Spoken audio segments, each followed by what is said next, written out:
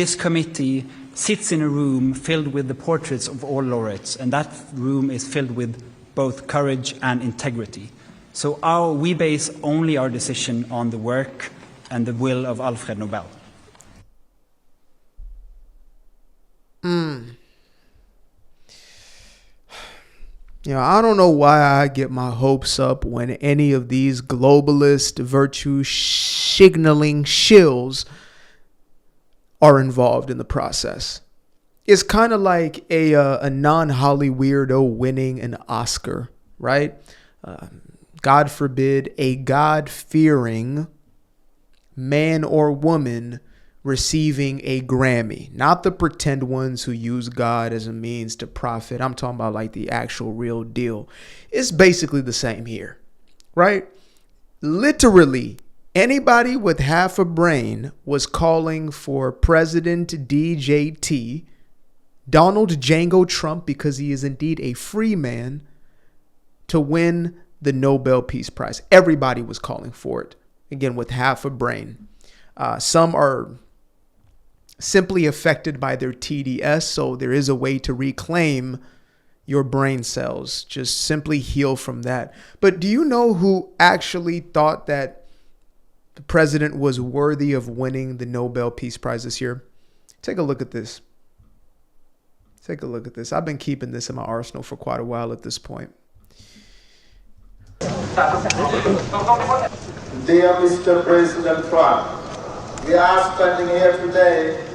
Today, 70,000 Cambodian Buddhist monks are wholeheartedly supportive of our Cambodian Prime Minister Hun Manet, nominated for the Nobel Peace Prize. Wait, I'm sorry. What was that, sir? Can you run that back one more again? Mr.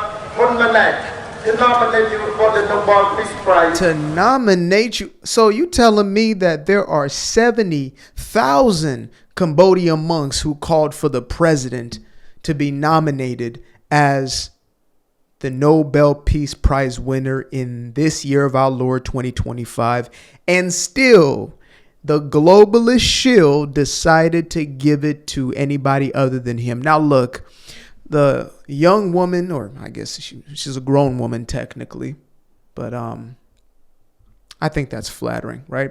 Young lady who won the Nobel Peace Prize actually ended up sending a message to President DJT.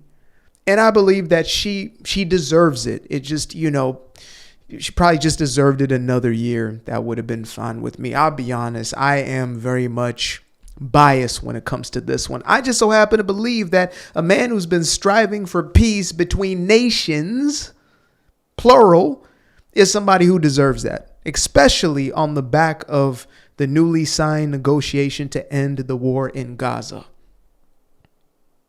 I think somebody who has been putting in that effort deserves at least that, especially when you gave this very same award to none other than Mr. Hussein Obama himself, who was dropping bombs on folks while DJT, well, he dropped a few on Iranian nuclear sites.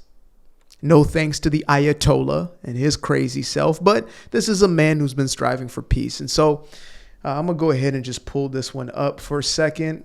Show some love to the lady who did win the prize. I've never heard of her my entire life, but, anybody who is striving towards peace, I can stand behind. All right. Let's see what this says here. This reads, let me get that out of my hair, literally. This reads, this recognition of the struggle of all Venezuelans is a boost to conclude our task to conquer freedom. We are on the threshold of victory, and today, more than ever, we count on President Trump. Oh, wait a minute, huh? We count on President Trump? That's interesting. That's the guy, I believe, who didn't win the Nobel Peace Prize. Again, congratulations to you, Maria. Thank you for your work. Dear fellow human, thank you for your humaning work. Signed, Humans. Let's see. The people of Latin America and the democratic nations of the world are our principal allies to achieve freedom and democracy. I dedicate this prize to the suffering people of Venezuela and to President Trump for his decisive support of our cause. You know, you would almost think that this woman here would be the last person they would pick because, first and foremost, she's not smearing the president's name. And secondly, because she has some sense in her head.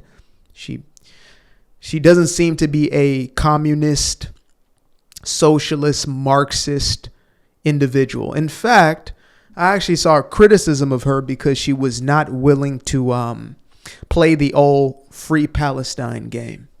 And maybe that's why Trump didn't win the award. Now that I think about it, it makes sense that possibly this had a little something to do with the fact that it was Israel who was benefited in his latest peace negotiation. You know, I'm sure it would have been fine if it was a multitude of these other nations, i.e. Cambodia, but, or, you know, one of the African nations, Rwanda, something of that nature, all of which have credited our president for these negotiations, striving for peace, thus the Nobel Peace Prize. I know I'm a little jaded today, but you know what? We're going to give our president his flowers.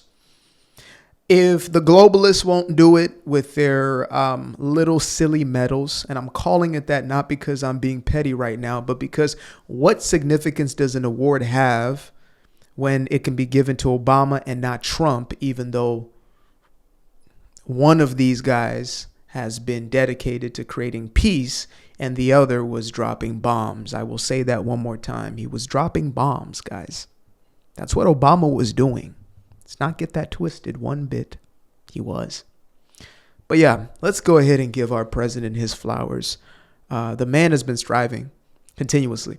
I mean, you know, hate him or love him.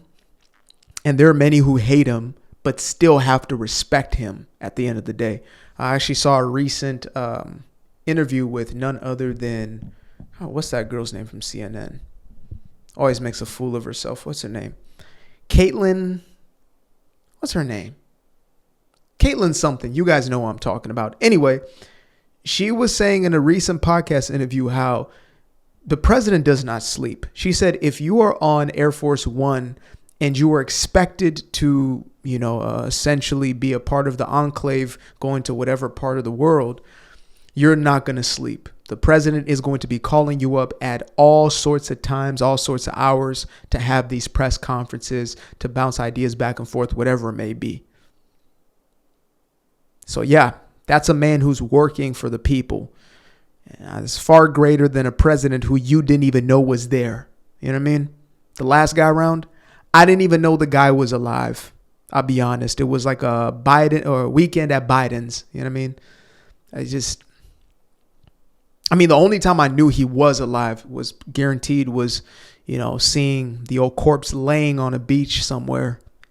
Or, yeah, that was pretty much it. The rest of it, I was highly skeptical.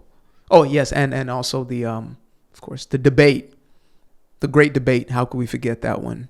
That led Skamala into the race. That debate. So, yeah, you know, again, congratulations to, what's her name? Maria Corina Machado. Yeah, your fight is our fight, girl. If it's about genuine freedom and democracy and, you know, Western values, and you want to bring those to Venezuela, who has essentially been the best example in modern history of what it looks like when you hire a Zoran Mamdani to do your job. It's essentially what that is right there. You know, some good old communism.